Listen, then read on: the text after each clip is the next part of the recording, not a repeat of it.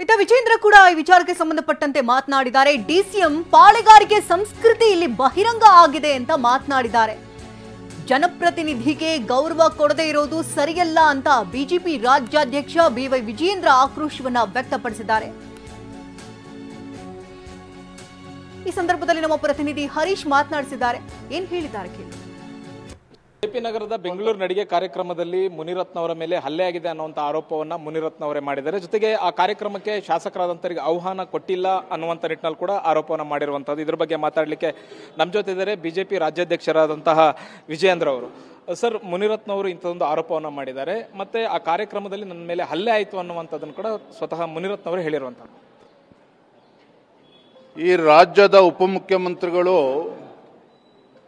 ತಮ್ಮ ಪಾಳೆಗಾರಿಕೆ ಸಂಸ್ಕೃತಿಯನ್ನ ಮತ್ತೊಮ್ಮೆ ಬಹಿರಂಗಪಡಿಸಿದ್ದಾರೆ.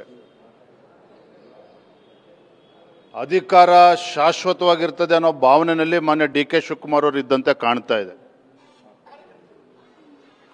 ಬೆಂಗಳೂರಿನ ಉಸ್ತುವಾರಿ ಸಚಿವರಾಗಿ ಕಳೆದ 2.5 ವರ್ಷದಲ್ಲಿ ಒಂದು ಗುಂಡಿಯನ್ನು ಮುಚ್ಚತಕ್ಕಂಥ ಕೆಲಸ ಇವ್ರ ಕಡೆಯಿಂದ ಆಗಲಿಲ್ಲ. ದಿನ ಬೆಳಗಾದರೆ ಪತ್ರಿಕೆಗಳಲ್ಲಿ, ಮಾಧ್ಯಮಗಳಲ್ಲಿ ಇದ್ರ ಬಗ್ಗೆ ಚರ್ಚೆ ಆಗ್ತಾ ಇದೆ. ಸಾಕಷ್ಟು ಟೀಕೆಗಳು ಕೂಡ ಬರ್ತಾ ಇದೆ.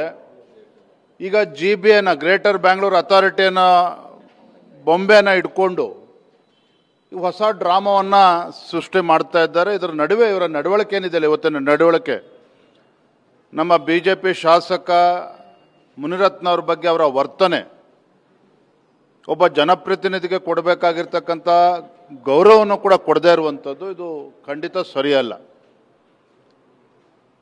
ಬೆಂಗಳೂರಿನ ಮಹಾಜನತೆಯೂ ಕೂಡ ಇದನ್ನು ಗಮನಿಸ್ತಾ ಇದ್ದಾರೆ, ರಾಜ್ಯದ ಜನತೆಯೂ ಕೂಡ ಗಮನಿಸ್ತಾ ಇದ್ದಾರೆ. ಬರುವಂಥ ದಿನಗಳಲ್ಲಿ ಇದಕ್ಕೆ ತಕ್ಕ ಉತ್ತರ ನಾವು ನೀಡ್ತೇವೆ ಚುನಾವಣೆಗಳು ಬಂದಾಗ.